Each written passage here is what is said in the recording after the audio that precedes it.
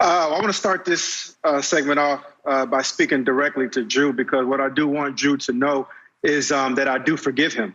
I forgive him for the things that he said, because I know Drew. I know Drew the person, right? You see, just like Marcellus knows Drew. And as we spoke about him before on this show, LeBron James doesn't know Drew. Some of these other people that criticize him doesn't know him, all right? But that's also why we were so frustrated, is because we know him personally, and we forged a relationship, a bond on a football field that can never be broken. I don't care what happens until the day we die, that can never be broken. But with that said, can he repair his relationship with his teammates? I don't know the answer to that question, because I can't speak for every other black player in that locker room. I can't speak for the black coaches and the other coaches in that locker room. I don't know how those guys can feel. I think it can happen, but here's the question. Does he have enough time? Because with the coronavirus and the pandemic, the season is already, on the verge of being shortened, right? And we know this is going to be Drew's last year. We know that, right? And so now what we have is a ton of pressure on the New Orleans Saints organization to go out and to try to piece this thing together, maybe with a lot of baggage behind it. Yeah, I would like to believe that he can repair the relationships. I mean, much like why we're protesting, much like why there's so much, so many things going on in our country and in the world, is really to have an opportunity for some being redemption, for those who have gone with a blind eye and a deaf ear to the plight of certain people's struggles, a redemption and an opportunity to sit at the table and be normal and just feel normal.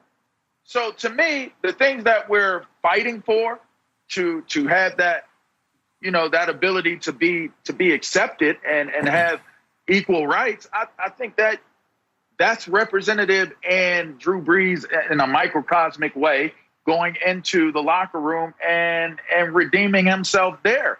If what we are saying is we want justice and we want to be treated fairly and we want to be treated equally, I think that you got to take, if there's a genuine sense of repenting and what some of the things that Drew said that were offensive to the people that were offended by it, then I think you accept the apology and you move on from it. But if it's not genuine, and honestly speaking, if you look at it and that he said it, but he's only apologizing because everybody knows now or is talking about him, I think that's like a wrinkled piece of paper that you unwrinkle and uncrinkle and try to get it straight again.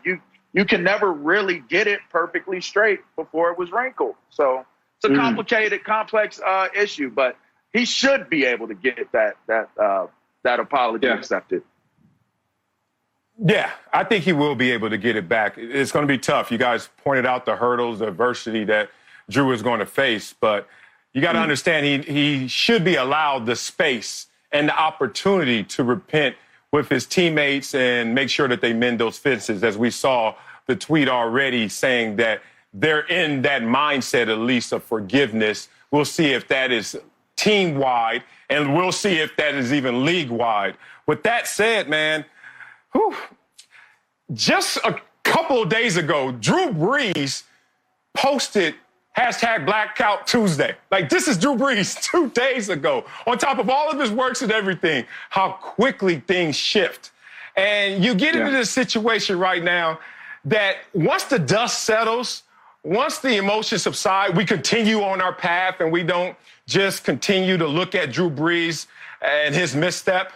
We're going to realize that the opportunity is still right there. Everything is okay. And Drew Brees, more than likely, I'm hoping, is going to join that force, that momentum, and create even more energy for the cause.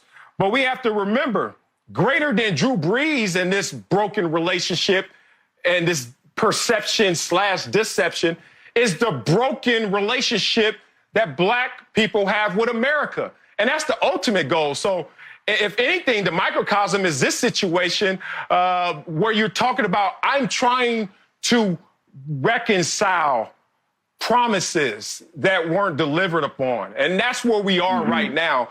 And as I always say it, you got to add those with you, not those against you. When you're trying to build an army, we're trying to go up this mountain, and we know how steep it is because we haven't even got there yet. We know how treacherous it is because we continue to see the landmines right in front of us. But we have to understand that this is not the end game. This is not the goal. Continue forward. Yeah, and I think now what do we do with, what's the next step, right? Because I do know that Drew Brees' name carries weight in Louisiana. He is one of the guys that can walk directly into the police chief's office and start to help initiate change.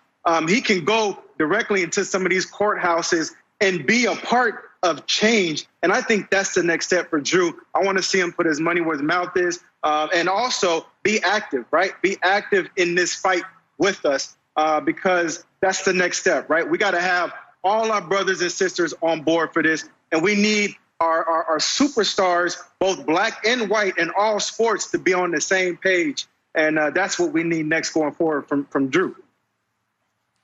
Exactly. The same thing that got you to become Reggie Bush, LaVar, Arrington, and me in this position is you made a choice. You're going to be a victor or you're going to be a victim. And right now, we can't stop. It's impossible to even fathom that there's another outcome other than victory. Let's make sure we stay steadfast on that pursuit. Come